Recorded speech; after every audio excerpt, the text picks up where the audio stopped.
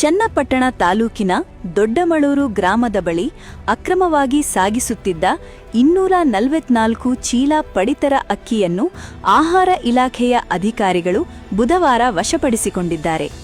ಖಚಿತ ಮಾಹಿತಿ ಮೇರೆಗೆ ಆಹಾರ ನಿರೀಕ್ಷಕಿ ಪುಷ್ಪಲತಾ ಹಾಗೂ ಆಹಾರ ಶಿರಸ್ತೇದಾರ ಶಿವರಾಜು ಸರಕು ಸಾಗಣೆ ವಾಹನವನ್ನು ತಡೆದು ಪರಿಶೀಲನೆ ನಡೆಸಿದರು.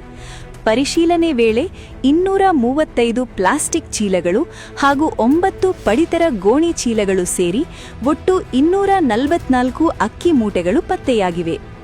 ಈ ಅಕ್ಕಿಯ ಒಟ್ಟು ಮೌಲ್ಯ ಸುಮಾರು 2,60,000 ರೂಪಾಯಿ ಎಂದು ಅಂದಾಜಿಸಲಾಗಿದೆ. ಅಕ್ರಮವಾಗಿ ಪಡಿತರ ಅಕ್ಕಿಯನ್ನು ಸಾಗಿಸುತ್ತಿದ್ದ ಕ್ಯಾಂಟರ್ ವಾಹನವನ್ನು ಅಧಿಕಾರಿಗಳು ವಶಪಡಿಸಿಕೊಂಡಿದ್ದಾರೆ. ವಾಹನ ಚಾಲಕ ಕುಮಾರ್ ಎಂಬಾತನನ್ನು ವಶಕ್ಕೆ ಪಡೆದು ಗ್ರಾಮಾಂತರ ಪೊಲೀಸ್ ಠಾಣೆಯಲ್ಲಿ ಪ್ರಕರಣ ದಾಖಲಿಸಲಾಗಿದೆ ಎಂದು ಆಹಾರ ನಿರೀಕ್ಷಕಿ ಪುಷ್ಪಲತಾ ತಿಳಿಸಿದ್ದಾರೆ. ಇದು ಬೆಂಗಳೂರು ಕಡೆಯಿಂದ ಮಂಡ್ಯ ಕಡೆಗೆ ಒಂದು ಕ್ಯಾಂಟರ್ ಅಲ್ಲಿ ಅಕ್ಕಿಯನ್ನ ತುಂಬಿ ಅನಧಿಕೃತವಾಗಿ ಸಾಗಾಣಿಕೆ ಮಾಡ್ತಾ ಇದ್ದಾರೆ ಅಂತ ಒಂದು ವಿಷಯ ತಿಳಿದು ಬಂದ ಮೇರೆಗೆ ನಾವು ಐರಾವತ ಹೋಟೆಲ್ ಮುಂದೆ KA 27A 4204 ನಂಬರಿನ ಒಂದು ಕ್ಯಾಂಟರ್ ಅಲ್ಲಿ ನಮಗೆ ಯಾವುದೇ ದಾಖಲಾತಿಗಳು ಇಲ್ಲದೆ ಅಕ್ಕಿಯನ್ನು ಅನಧಿಕೃತವಾಗಿ ಕಾಳಸಂತೆಯಲ್ಲಿ ಮಾರಾಟ ಮಾಡೋಕೆ ಅಂತ ತಗೋಯ್ತಾ ಇರೋ ಅಕ್ಕಿ ಸಿಕ್ಕಿದೆ. ಅದನ್ನ ನಾವು ಡ್ರೈವರ್ ಸಮೇತ ಇಂದು ಪೊಲೀಸರ ಸಹಾಯದಿಂದ ಸೀಸ್ ಮಾಡಿದ್ದೀವಿ. ಇವಾಗ ಪ್ರಕರಣ ದಾಖಲಿಸ್ತಾ ಇದ್ದೀವಿ.